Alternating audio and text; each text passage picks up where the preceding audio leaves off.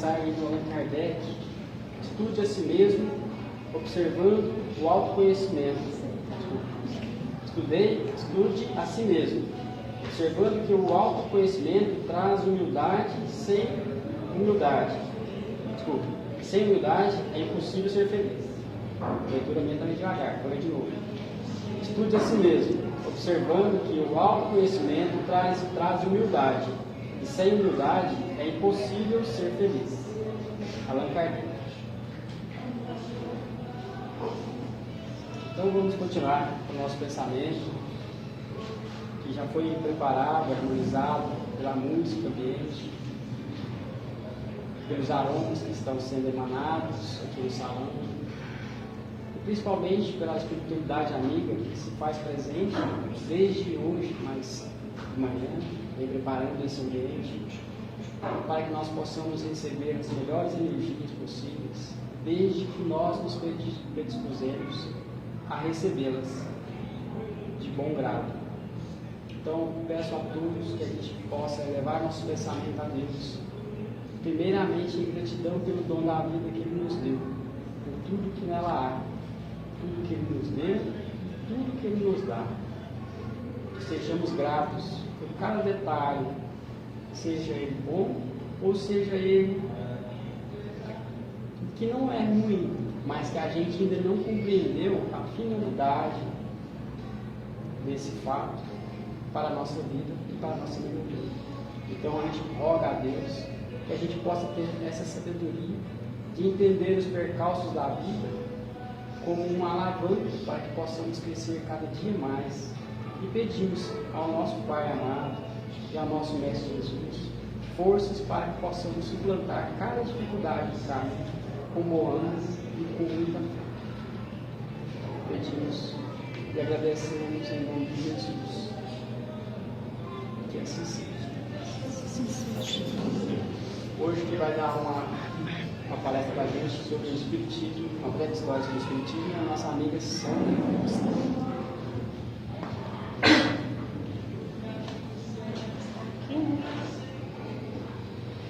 Boa noite, pessoal. Boa noite. Para quem não me conhece, eu sou a Sandra, eu trabalho na quarta-feira. E como eu não consegui palestrante para hoje, vamos estudar, gente. Vamos virar palestrante, ó. A casa está precisando. Aí eu vim substituir alguém que estaria aqui hoje, né? Eu peço que vocês tenham consciência que eu não sou palestrante profissional, né? Eu estou só substituindo uma pessoa que deveria estar aqui, mas vou fazer o meu melhor. Oi, Oi, tudo bem? Bom, então hoje eu vou falar sobre o Espiritismo, que muita gente não conhece a história do como surgiu o Espiritismo, né? Como surgiu a crença em várias vidas. Eu vou começar lá nos Vedas, que são escritos de mais ou menos 6.000 anos antes de Cristo, que já indicavam a existência de vida após a morte. E se a gente observar nas várias civilizações, através da antropologia, dos estudos dos cientistas, né, das escavações, desenhos que os paleontólogos encontram por aí em cavernas, em lugares, né, eles mostram muita coisa que as pessoas já tinham essa crença em vidas após a morte, né? Inclusive eles enterravam seus mortos com aqueles objetos mais queridos. No Egito Antigo até o animal de estimação era enterrado, era embalsamado junto com o dono, porque eles acreditavam que aquela pessoa ia atravessar o portal, né, do físico para o espiritual e ia continuar a sua vida lá. Era enterrado com ouro, né, as joias que eles tinham. Então, várias civilizações antigas mostram isso aí para a gente. E nas nossas religiões, primeiro eu vou falar um pouquinho do judaísmo, que é uma crença monoteísta, né? A crença em só um Deus. E eu eu particularmente acho que é a quem a gente deve o Deus único que a gente tem hoje, porque em muitas outras culturas tem vários deuses, né? Como no hinduísmo. Eles são povos muito inteligentes, mas eles têm essa crença em vários deuses. Na Roma Antiga tinha, na Grécia Antiga, e depois com a vinda de Jesus, que veio lá também, Jesus era judeu também, né? Essa crença monoteísta foi se fortalecendo, foi se fortificando, e a cristandade se repartiu. Veio o catolicismo, depois com os desmandos dos maus padres, né? Porque, na verdade, a igreja, as instituições, não tem culpa nenhuma. Quem faz a maldade ou a bondade dentro de uma instituição são as pessoas boas ou ruins, né? Inclusive tem bons católicos, bons evangélicos, bons espíritas e maus também, né? Que às vezes as pessoas confundem a pessoa com a doutrina, né? E quando eu falo doutrina, eu falo de um modo geral, de todas as religiões, né? Porque eu acredito que todos os caminhos levam a Deus, desde que a gente observa aquilo que Jesus deixou, né? Amar ao próximo como a si mesmo e a Deus sobre todas as coisas. Então, ao judaísmo, a gente deve essa crença monoteísta, é o Deus único, né?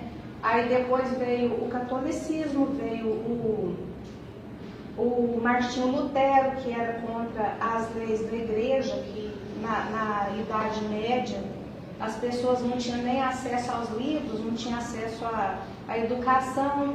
Então ele ensinava as pessoas a ler, traduziu a Bíblia para muitas pessoas terem conhecimento daquilo ali, que era conhecimento só dos padres. E veio os luteranos, vieram os calvinos, o calvinismo, e daí veio a igreja evangélica, o catolicismo se repartiu na igreja ortodoxa, que são aqueles cristãos que são extremamente radicais, como tem também no judaísmo, tem os ortodoxos e tem os menos radicais, né, digamos assim. Então, em 1844, no século XIX, acontece o início da corrente espiritualista nos Estados Unidos, que foi liderada por Andrew Jackson Davis. E ele fazia várias experiências de desdobramento. Desdobramento, para quem não sabe, é quando a pessoa está dormindo e o espírito dela se desdobra, fica parcialmente desligado do corpo físico e trabalha no plano espiritual. Vai para onde a energia puxa, né, Zezinho? E ele trabalhava com desdobramento, experiências fora do corpo físico. E aí ele foi publicando livros. E em 1848 aconteceu o caso das irmãs Fox, que é um fenômeno que aconteceu numa casa. Tinha morrido uma pessoa lá, só que ninguém sabia. E as irmãs Fox, elas eram médium. E aí elas estavam ouvindo batidas. E aí foi descoberto, para encurtar a história, foi descoberto que aquele homem tinha sido assassinado lá. Ele conseguiu se comunicar. E aí foi descobrindo o espiritismo. Nisso chegou na Europa, começaram a acontecer vários fenômenos ao redor do mundo. E aí aconteceu o caso das mesas girantes, que a alta sociedade parisiense fazia como brincadeiras, né, entretenimento para a burguesia, para a monarquia. E aí Kardec se interessou. E Kardec, ele já veio com essa missão. Porque, gente, não tem como a gente falar que não é uma missão. Ele escreveu em pouquíssimo tempo, porque ele começou as experiências em 1855, acredito. Mas em 1857 foi publicado o Livro dos Espíritos. E ele desencarnou em 1869, quer dizer, foram 12 anos, né? Em 12 anos ele conseguiu codificar e deixar para nós o Pentateuco Espírita, que é a Gênese, o Livro dos Espíritos, o Evangelho segundo o Espiritismo, Céu e Inferno. Qual fala? Livros Médios. E além disso, ele escreveu obras póstumas, fundou a Sociedade Espírita lá em Paris, tem várias revistas espíritas publicadas. Quando ele faleceu, ele estava começando um estudo sobre o magnetismo. Que o magnetismo ele ainda não era. Kardec sabia da ligação do magnetismo animal, né, do homem com o espiritismo, só que ele não teve tempo para levar isso para frente, mas tem algumas publicações. Estuda a luz de vela, né? Hã? Estuda a luz de vela. Estuda a luz de vela. E caneta daquelas de nanquim, né, que a gente falava, tinteiro. Imagina. Aqui, ó, foi em 1854, quase que eu acertei. Ele foi convidado para estudar o fenômeno das mesas girantes. Então, aí ele começou a ver naquilo ali uma inteligência por trás daquilo ali, né? Que não era simplesmente uma coisa mecânica. E aí ele começou a fazer perguntas, criou uma forma de comunicação, que era através de batidas, e foi seguindo o alfabeto, e assim ele foi desenvolvendo aquilo ali, ele foi descobrindo a psicografia, os vários tipos de mediunidade que a gente conhece hoje, né? Que a gente sabe da possibilidade da comunicação com os nossos irmãos desencarnados, nossos entes queridos que já foram, né? Então, a história do Espiritismo, gente, é muito complexa, porque não só do Espiritismo,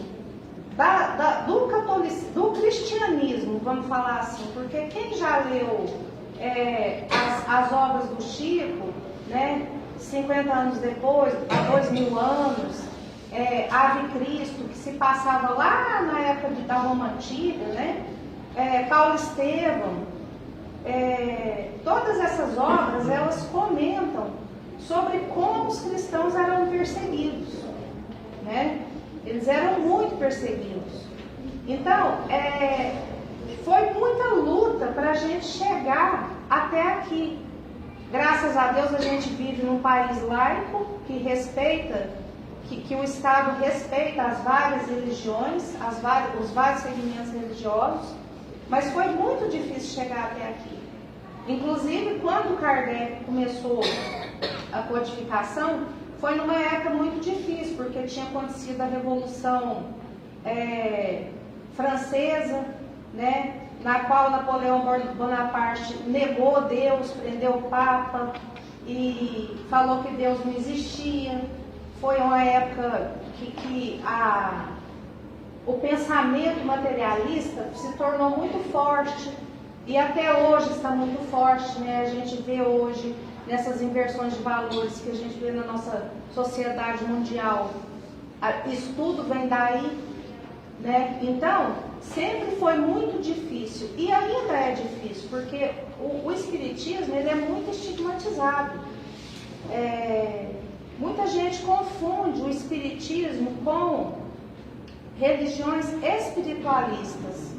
Então, muitas vezes a pessoa vem no centro espírita achando que ela vai conversar com uma entidade, que os espíritos vão resolver os problemas dela.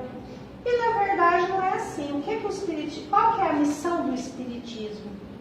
A missão do espiritismo é iluminar as pessoas, é iluminar a mente das pessoas, mostrar o caminho através da reforma íntima, através da mudança de atitudes, da quebra de paradigmas, né? Do desapego, da gente poder criar ferramentas para parar nossas arestas, da nossa personalidade falha. Então, a missão do espiritismo é essa. Então, às vezes as pessoas vêm achando que vai ter assim, uma fórmula mágica para resolver os problemas. E nunca vai ter, porque a mudança começa de dentro para fora. Cada pessoa tem um caminho, cada pessoa tem uma história, cada pessoa vai tratar daquilo ali de uma forma diferente e única, né? como Deus nos criou, nós somos únicos. Então, o Espiritismo aqui, ó, é a chave de luz para os ensinamentos do Cristo, porque nos conduz à compreensão e à vivência de suas lições sublimes. Liberta nossas consciências porque nos esclarece, transforma e redime. Consola-nos nas tribulações da vida. Faculta-nos, entre outras coisas, amar a Deus e ao próximo, transformando-nos a pouco e pouco moralmente. Conquistar equilíbrio emocional ao disciplinar nossos impulsos e reações. A agir após reflexões e não a reagir impulsiva e danosamente. Saber que não basta ter uma religião, orar e pedir sem nada oferecer de nossa parte, mas que devemos vivenciar os ensinamentos do Evangelho.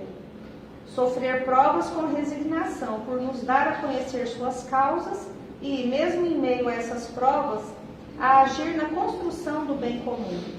A realizar, enfim, a transformação moral que nos leve à prática do bem, consciente, deliberadamente.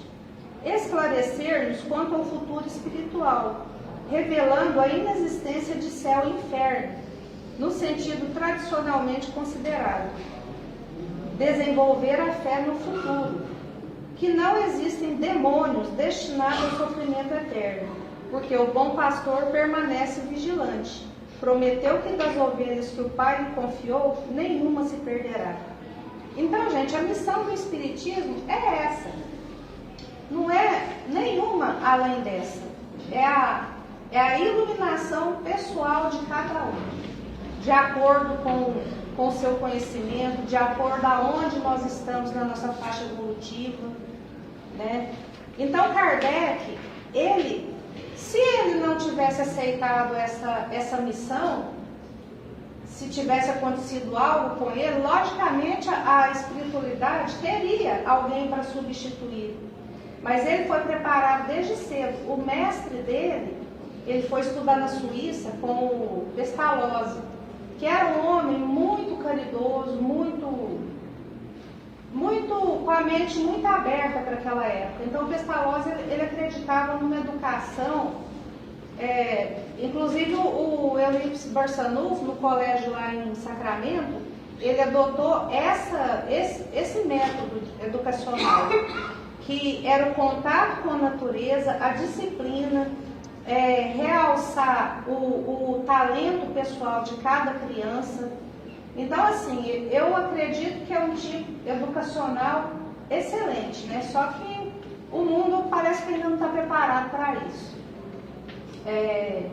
Então, Kardec, ele foi educado desde cedo para essa missão que ele tinha, de trazer o Consolador prometido, que Jesus prometeu lá quando ele estava com os apóstolos, né? Há mais de 2000 anos atrás.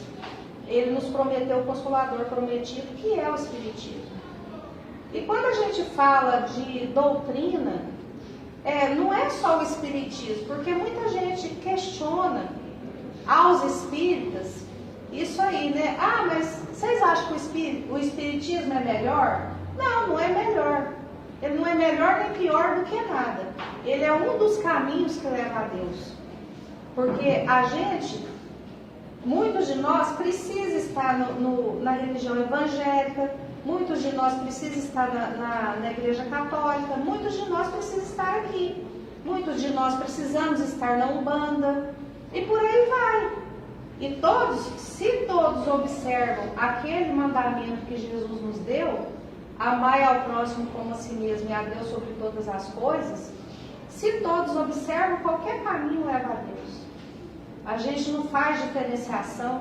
A diferença do Espiritismo é que a gente não tem dogma, a gente não tem ritual, nós não temos vestimenta diferente, nós não adoramos imagem, né? A gente reconhece a imagem de Jesus, a imagem de Maria, os grandes expoentes da história espírita, né? Que vieram, Chico Xavier, Divaldo Franco, quem mais na atualidade? Haroldo Dutra, o Sandro Kinge, tem vários, né? Que trazem a mensagem de Jesus de forma clara, objetiva, para qualquer um entender. O Jorge Alahá também gosto muito dele. Alberto Almeida. Quem? Alberto Almeida. Alberto Almeida. Adenauer, quem mais? Vários, tem aquele Simão Pedro, dali de Monte Carmelo, né? Patrocínio. Então, essas pessoas, elas se identificam como um pastor se identifica na igreja evangélica, como um padre estuda teologia, se identifica na igreja católica. E todos eles trazem a mensagem do Cristo. E em todos esses lugares tem a espiritualidade que cuida de cada um. Na literatura espírita, a gente tem notícias de freiras que desencarnam e acordam de lá são recebidas por padres, de acordo com a crença de cada um. Aos poucos, aquilo ali, o espírito vai projetando o conhecimento e ele vai aceitando, porque nem a natureza dá salto a gente vai querer dar, né? Então, Kardec, ele foi preparado para isso desde cedo, para trazer esse Consolador prometido para nós. Aqui fala, o Espiritismo é a alavanca de que Deus se utiliza para fazer que a humanidade avance. Por que o Espiritismo, gente? Porque o Espiritismo, ele nos traz consolo, ele nos traz aceitação, ele nos mostra o porquê das diferenças sociais, das desigualdades sociais, por que tantas pessoas sofrem tanto e outras nem tanto, né? Por que as pessoas em certos países são tão sacrificadas, em outros não? Se você for estudar o Espiritismo, ler os livros da codificação, você vai achar explicação para essas coisas. E muita revolta que a gente sente de ver certas situações na nossa sociedade, na sociedade mundial, a gente começa a compreender que não existe injustiça, que Deus é justo, soberano, misericordioso e que Ele está vendo tudo que está acontecendo, né? Então, o Espiritismo, ele é importante por isso, porque ele nos traz esse consolo, ele nos traz esse entendimento, ele não nos deixa nos revoltar com as desigualdades que a gente vê no mundo, né? Que é muito importante. Agora eu vou falar mais um pouquinho de Kardec. O Kardec, além de divulgador do Espiritismo, ele era formado em ciências e letras, ele lutou pela democratização do ensino público, publicou obras sobre o assunto enquanto lecionava. Ele falava várias línguas, entre elas alemão, inglês, neerlandês, italiano e espanhol, e traduziu inúmeras obras para o francês. E o nome verdadeiro dele era Hippolyte Léon Denisard Rivail. Esse pseudônimo de Allan Kardec, ele adotou porque um espírito mostrou para ele uma das encarnações dele, que ele era um sacerdote celta. E ele, naquela encarnação especialmente, ele obteve muitos conhecimentos. Então ele adotou esse nome de Allan Kardec. É interessante isso, né? Tem até uma série que chama Em Busca de Kardec. Tem na Amazon, na Apple e acho que no YouTube, se não me engano, que eu olhei hoje. Se alguém quiser assistir, eu estou querendo. Então Em Busca de Kardec. Quem perguntou? Você? Eu. Em Busca de Kardec. É um cineasta francês que produziu. Então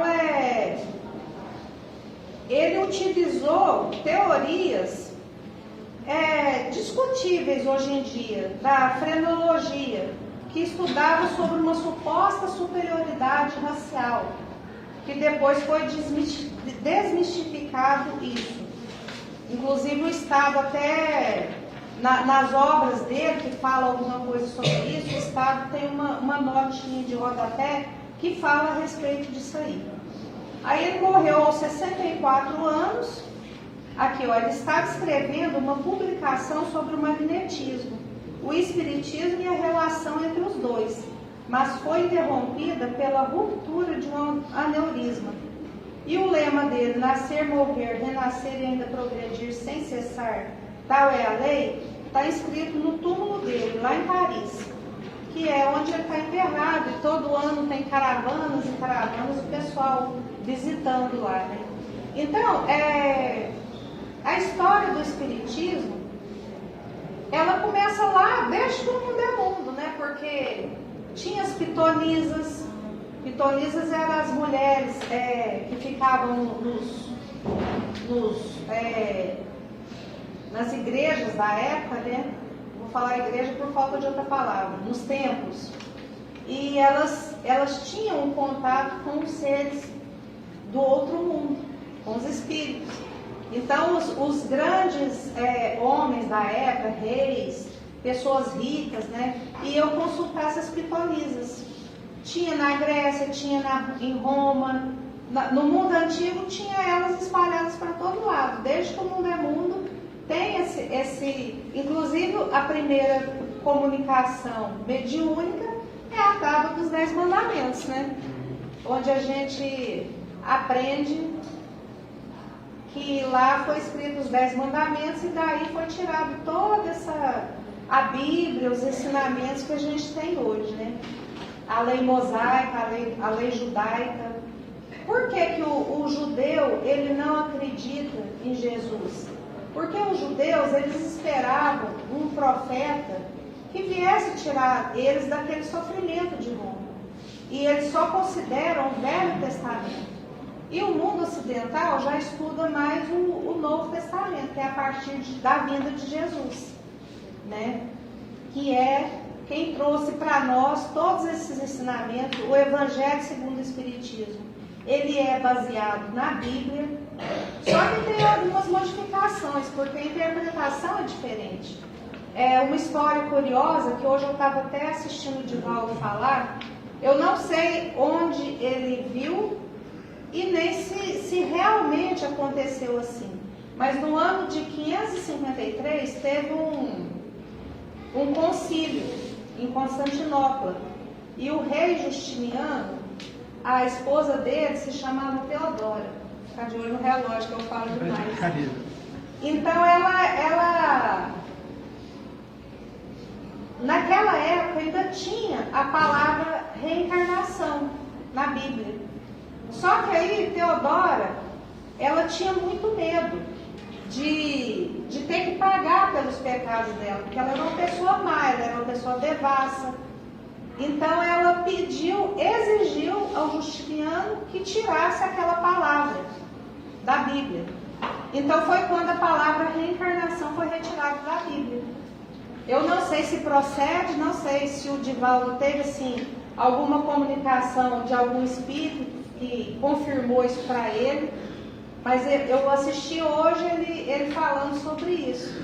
Então, assim, talvez se esta palavra estivesse na Bíblia, essa crença do catolicismo, de céu e inferno, da criança que não é batizada, ela ficar pagã, ela ir para o inferno, né? Que para a gente é uma coisa assim, muito sem lógica, né?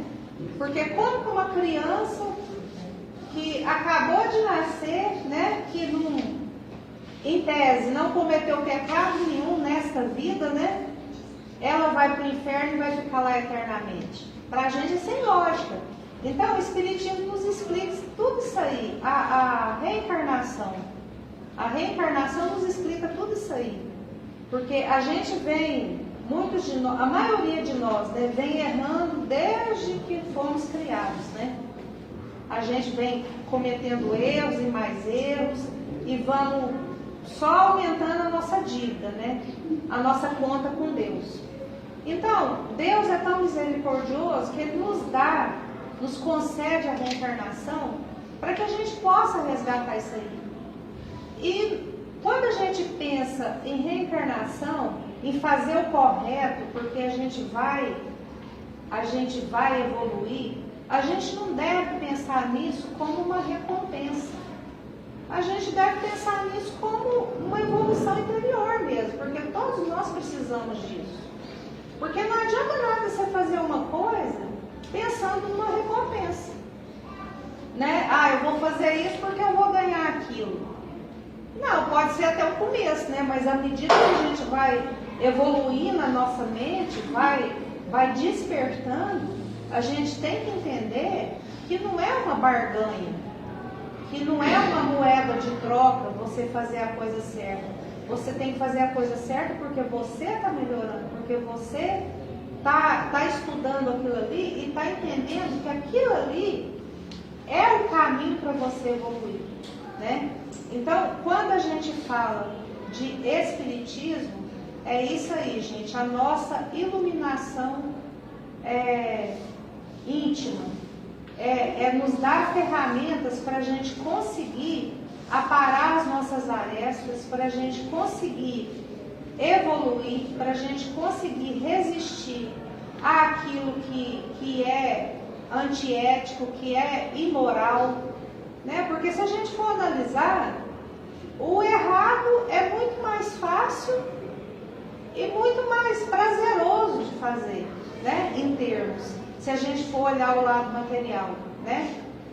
Quem que nunca passou pelo pecado da gula, o pecado da fofoca, da inveja, da ira, da vaidade, né? A gente passa por isso diariamente, todos nós. Eu hoje já passei pelo da ira, já passei pelo da inveja, já passei pelo da vaidade, né? Então, a gente tem que admitir isso, tem que olhar para dentro de nós e procurar nos conhecer, como está escrito, né? Está escrito no portal lá na Grécia, desde lá da Grécia Antiga, atribuem a Sócrates ou Aristóteles. Sócrates, né? Conhece-te a ti mesmo, né? É a chave, gente, para a gente evoluir. Nós precisamos conhecer nossos limites. Nós precisamos saber até onde nós podemos ir. Como Paulo disse, né? Tudo posso, mas nem tudo me convém. Então, o Espiritismo nos dá ferramentas, nos dá iluminação para a gente compreender essas coisas. Porque a maioria de nós, a gente vive, no nosso dia a dia, a gente vive uma vida meio mecânica.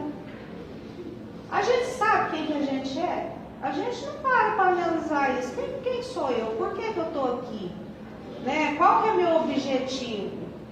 A maioria de nós levanta, trabalha, come, dorme, interage com as pessoas, acha que foi um dia produtivo. Mas e o nosso lado espiritual? A gente não vai ficar aqui para sempre. A única certeza que nós temos é que nós vamos partir. E, no entanto, a gente não se prepara para isso. A gente vê a morte como uma, sei lá, às vezes até como uma punição, né? Ai, nossa, morreu, nossa, mas era tão novo. Nossa, mas por que foi agora? Tinha tanto para fazer. Nossa, minha mãe, meu pai, como que eu vou viver sem eles, né? E a gente não compreende que isso é um caminho natural. Se a gente observar a natureza, que é a assinatura de Deus, né? Uma das, que é a criação de Deus é muito perfeita. Se a gente observar a natureza, a gente observa uma planta, né? Ela germina, ela cresce, ela floresce, ela dá frutos, né? E eventualmente ela morre. Um dia ela morre. E daí nascem outras plantas, assim como nós. A gente nasce, cresce, floresce, dá frutos, né? Quantos de nós dá frutos? Os filhos, os amigos, né? A gente vai deixando as nossas pegadas ao longo da vida. E um dia a gente vai embora. Volta para casa. Volta para casa. E um dia a gente vai ser uma lembrança, a gente vai ser um retrato na estante. Aí vai chegar um dia que nem isso, né? Mas a nossa história vai estar guardada conosco.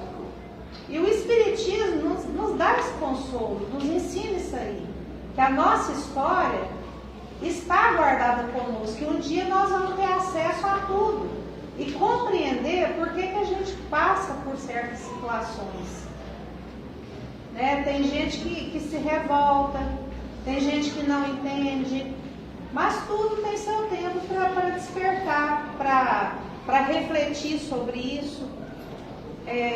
Às vezes uma pessoa que está passando por uma dor muito grande, às vezes as pessoas acham que porque a pessoa é espírita, conhece a doutrina, ela vai ter mais entendimento na hora da dor. E muitas vezes não é. Às vezes um espírita ele vai ficar mais desesperado do que um ateu.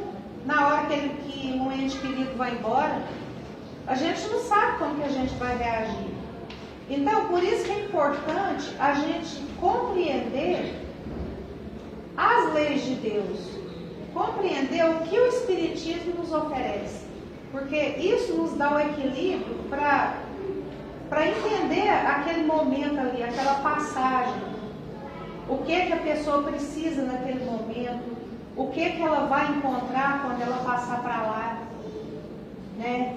O que nós temos que fazer para essa passagem ser mais amena, para o despertar ser mais sereno. Tudo isso o Espiritismo ensina para nós. Então, essa história que vem lá desde o início do mundo e hoje chega aqui na idade da razão, da fé raciocinada, hoje é uma época que a gente não precisa de mais fenômenos, igual quando Kardec começou a codificação, né? Naquela época precisava para as pessoas acreditarem, para as pessoas verem mesmo que aquilo ali existia, né? Não era palpável, era, né? Nas manifestações de efeito físico era, né? Mas assim, não era uma coisa que a gente conseguia a comunicação a hora que a gente queria, mas a comunicação existia. Então, esse espiritismo que foi tão sofrido e ainda hoje é estigmatizado, é confundido, é visto como uma coisa negativa, ele nos dá ferramentas para a gente poder compreender essas leis de Deus. Que a gente vem, a gente vai embora, que ninguém é de ninguém, que nós somos seres únicos, somos individuais, estamos a caminho da angelitude, né? Vai demorar milhares, bilhares de anos, mas estamos a caminho da angelitude. Deus não condena ninguém, porque Ele nos vê como nós vamos ser, e não como somos agora. Então Deus não nos condena, Deus não tem que nos perdoar.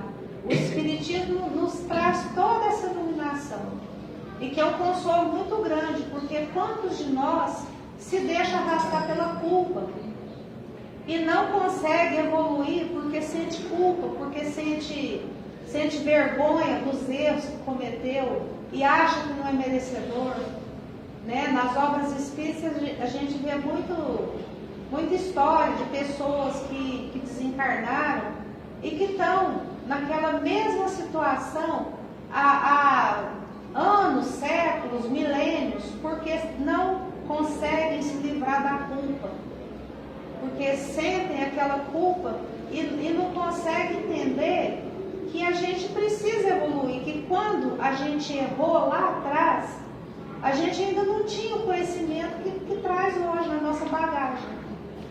Então, o Espiritismo nos dá todas essas ferramentas. Por isso que eu quis trazer esse tema hoje, porque foi uma batalha muito grande, ainda é uma batalha muito grande, que principalmente hoje, que a gente vê a negação de Deus em tantos segmentos sociais, né, intelectuais. A gente vê a negação de Deus todo dia. Inclusive eu estava vendo sobre as Olimpíadas, aquela menininha Raíssa, acho que é do skate, ela fez Deus é o caminho, verdade e vida em Libras. E hoje eu estava vendo no noticiário que ela pode ser punida por isso. Ela pode ser penalizada, porque está proibido falar o nome de Deus.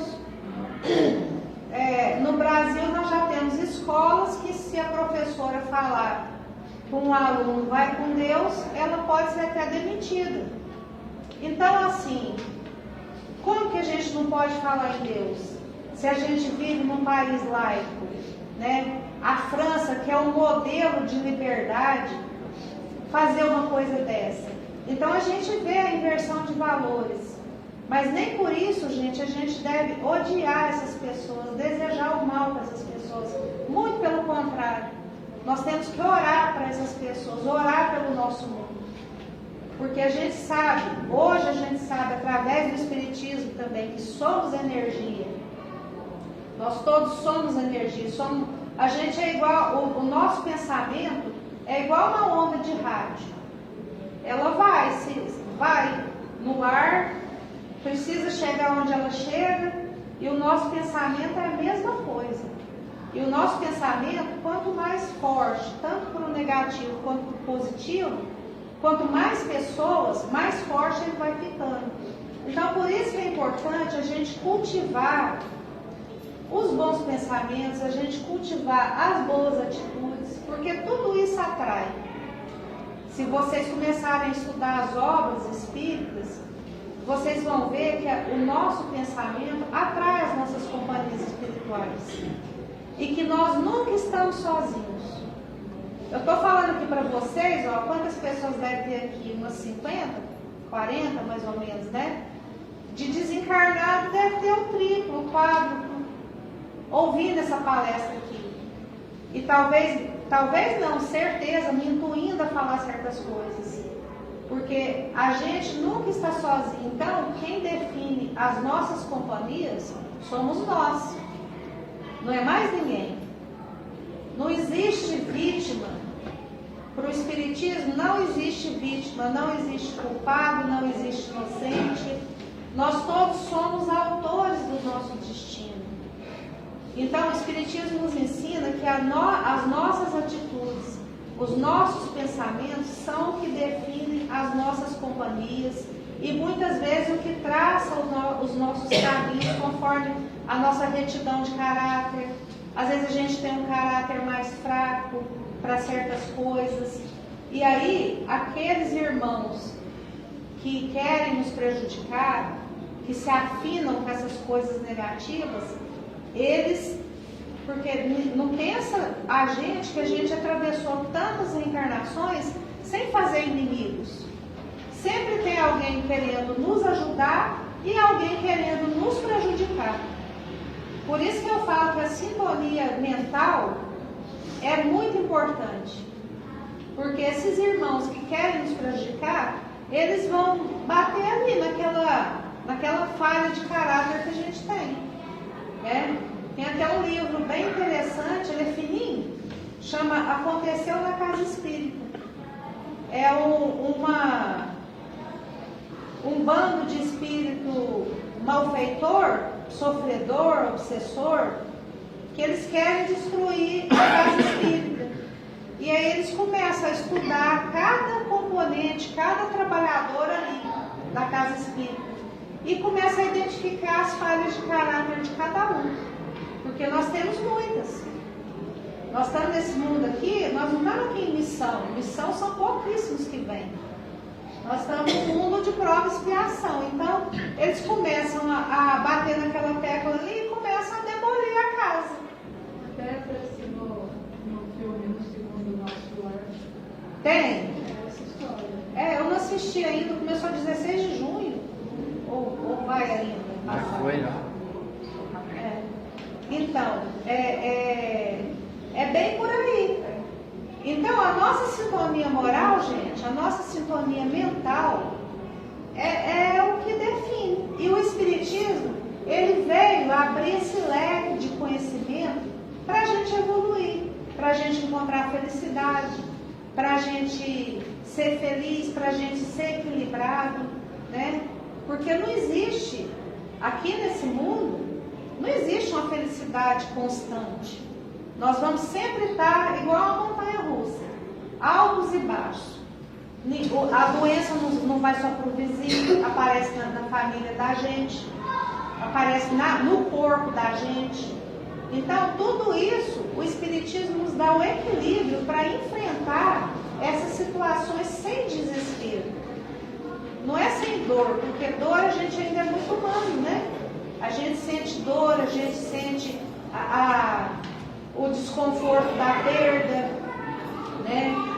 Da incerteza do futuro. Mas a gente tem um equilíbrio para entender que acima de nós está Deus. Então é essa mensagem que eu vim trazer para vocês hoje. Espero que vocês tenham gostado. Desculpa as minhas falhas. E é isso aí. Perfeito. Vamos estudar, gente. Ó, a casa oferece curso aos sábados. Está tendo curso. Tem estudo das obras de André Luiz, que entra no estudo da mediunidade, no estudo sistematizado do Espiritismo, e também começou o curso de noções básicas, das 4 às 5h30 da tarde, todo sábado. Tá? É só vir procurar o coordenador. Para quem não tem quase nenhum conhecimento, eu indico noções básicas. Muito bom, vai conhecendo aos pouquinhos, tá? Então, compareçam, vamos estudar, porque ninguém transfere a responsabilidade da evolução, não, viu? É para a nossa porta mesmo. Então é isso aí, Zezinho. Que beleza. Agradeço a todos. Obrigado, Sandrinha. Deus te abençoe. Obrigada, Celiane. Obrigada.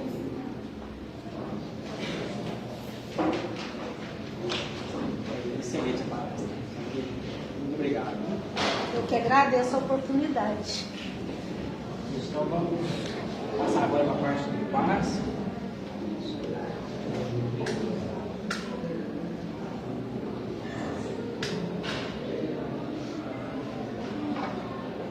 Então vamos agradecer as nossas irmãs, a Sandrinha, que veio falar um pouco sobre o Espiritismo.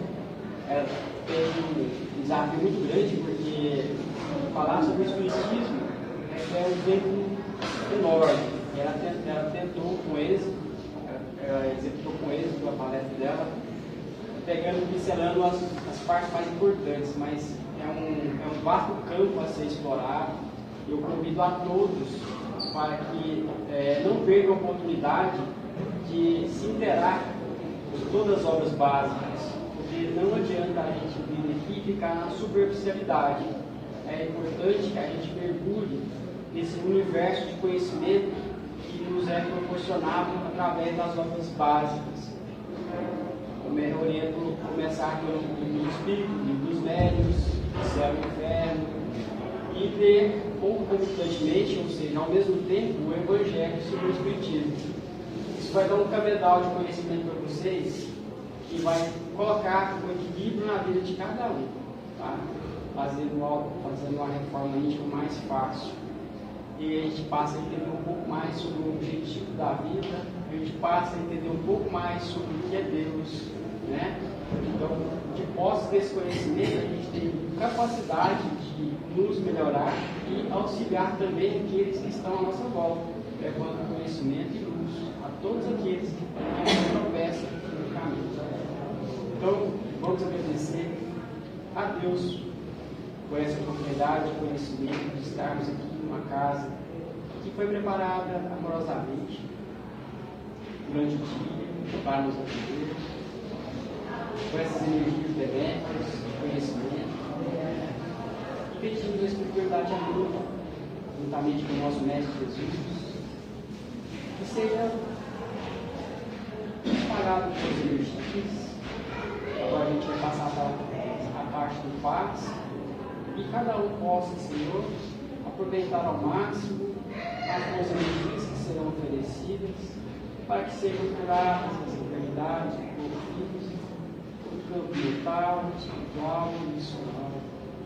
E com a prece que o Senhor nos ensinou, a gente pede permissão para encerrar a primeira parte e passar para o passe, dizendo: Pai nosso que está nos céus, santificado seja o vosso nome, venha a nós o vosso reino, seja feita a vossa vontade, assim na terra como nos céus. O pão nosso de cada dia nos dai hoje, perdoai as nossas ofensas, assim como nós perdoamos a quem nos tem ofendido, e não nos deixeis cair em tentação, mas livrai-nos do